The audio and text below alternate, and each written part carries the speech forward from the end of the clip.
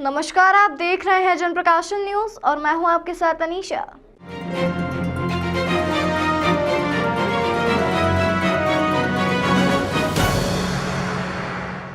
उज्जैन के चारधाम मंदिर में चल रहे विराट सम्मेलन का आज समापन हो गया। सम्मेलन में मुख्यमंत्री सहित देश भर के कई साधु संत और साध्वी आश्रम में आए हुए थे।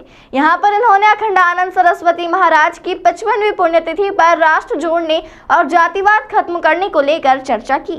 उज्जैन के चारधाम मंदिर में अखंडानंद सरस्वती महाराज की 55वीं पुण्यतिथि पर सैकड़ों की संख्या में संत शामिल हुए, जहां पर प्रतिदिन देश भर से आए संतों ने अखंडानंद सरस्वती महाराज के साथ बिताए हुए कुछ पलों को याद किया। खास तौर पर विराट सम्मेलन लोगों को जाति धर्म से अलग कर मनुष्य बनने के लिए किया गया था। 4 दिवसीय कार्यक्रम का आज समापन हुआ, जिसमें विशेष रूप से सांसद अनिल फिरोजिया और पारस जैन पहुंचे। कार्यक्रम के समापन पर संत ने कहा कि विराट सम्मेलन में वैदिक धर्म को जोड़ने वाले सनातनी शामिल हुए। देश भर में सनातनी इसे सुन रहे हैं। यह सम्मेलन किसी एक संप्रदाय का नहीं, समरसता की धारा में शामिल होने के लिए संत मंत्र महाबलेश्वर सभी शामिल हुए हैं। हिंदू सीधे पैदा हुए हैं, मुसलमानों को बनाया गया है। VO2 प्रदेश के पूर्व मंत्री पारस जैन ने बताया कि कोरोना काल में ही इस कार्यक्रम की तारीख तय हो गई थी। अखंडानंद सरस्वती जी की 55वीं विराट सम्मेलन के रूप में की गई है, जिसमें देश भर के संत, महंत, साध्वी और महामंडलेश्वर शामिल हुए। इस सम्मेलन में धर्म प्रेमी जनता को संतों का आशीर्वाद मिला है। प्रतिदिन संतों ने यहाँ पर अपने वक्तव्य दिए, जिसे श्रद्धालु ने ग्रहण किए हैं। उज्जैन की नगरी को ही नहीं, यहाँ से पूरे देश और विश्व में जहाँ जहाँ हिंदू सनातन धर्म या वैदिक सनातन धर्म को मानने वाले लोग हैं, जिन्हें भगवान से प्यार है, वो सोशल मीडिया के माध्यम से सुन रहे हैं। ये विराट संत सम्मेलन अपने आप में एक अद्भुत है। ये किसी एक संप्रदाय विशेष का नहीं है।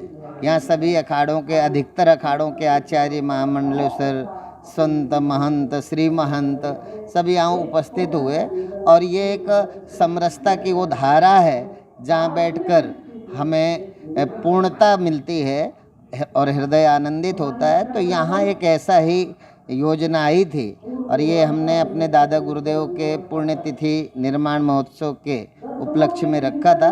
तो ये तय कर लिया था कि हमें सभी संप्रदाय के लोग, जैसे अभी आपने देखा वाल्मीकि भवन के वो बाल योगी महंत उमेश नाथ जी, तो हम लोगों का जो विचारधारा, जो परंपरा है, एक बार जो है हमारे दादा गुरुदेव के समय कोई एक भंगी मैला ढोने वाली महिला सुबह रोटी लेने का परंपरा थी ना, जब शौचालय नहीं था तो रोटी लेके आ रही थी।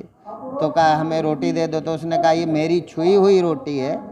तो बोले तो रोटी तुम्हारी छुई है तो क्या हुआ? तो बोले मैंने छू ली तो ये रोटी मतलब भंगी की हो गई।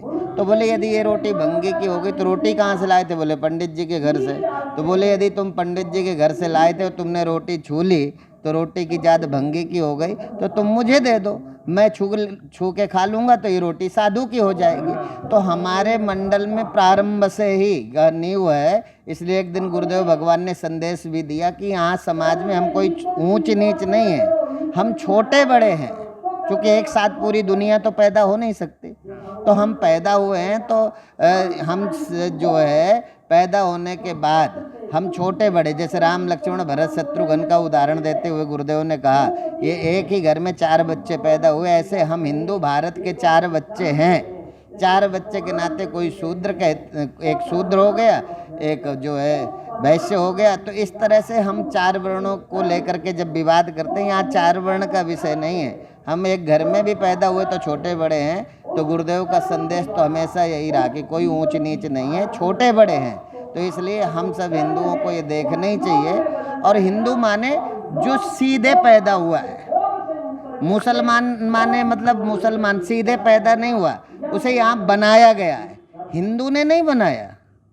13 तारीख से संत का विराट सम्मेलन स्वामी अखंडानंद स्वामी महाराज जी की 55वीं पुण्यतिथि के ऊपर महामंडलेश्वर शांति स्वरूपानंद जी के मन में आया कि आपके यहाँ पुण्यतिथि यहाँ मनाना चाहिए। उनने उनके गुरु परमानंद जी महाराज से उन्होंने बात की। परमानंद जी महाराज ने कहा कि यदि आप कार्यक्रम करोगे तो मैं यहाँ 5-6 दिन रहूँगा।